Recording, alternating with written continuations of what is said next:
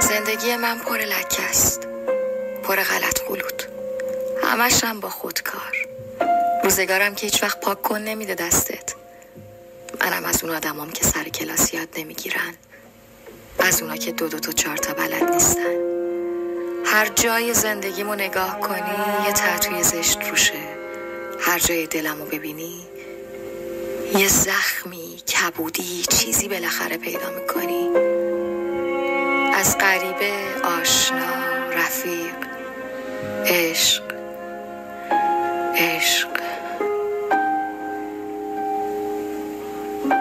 اگه کلمه بودم 3 حرف بیشتر نداشتم. لامفه.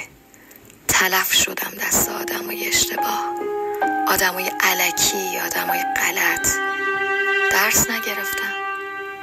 بچه مردودی کلاس بودم من. جواب درست جلو چشم بودا. باز میرفتم سراغ اونی که میدونستم یه جای کارش میلنگه.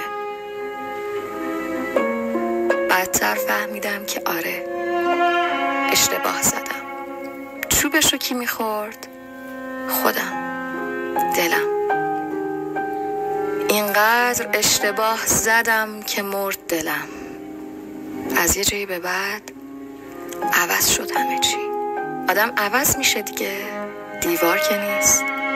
دیوارم اگه بودم با این همه فوش و لطفاً پارک نکنین و مرگ بر دیکتاتور، بالاخره عوض میشدم دیگه. شدم.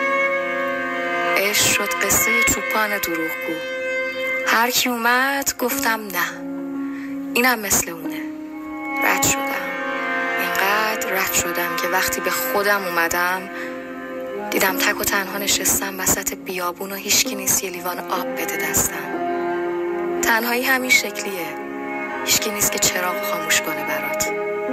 هیچکی نیست که نمکتونو بده دستت. خودت یا زخمات که هرچی میکنی تموم نمیشن. تمومم بشن از جای جراحت نتوان برد نشان را. از یه جایی به بعد دیگه فقط از خودت ناراحتی که یاد نگرفتی، عبرت نشد برات، نفهمیدی. بعدی با خودت.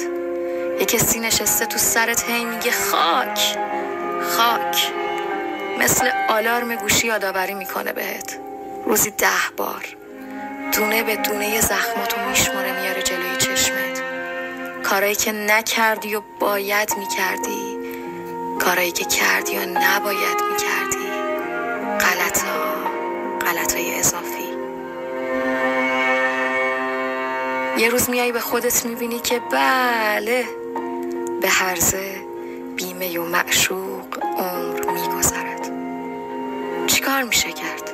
زندگی فقط یه دفتر میده دستت با یه خودکار.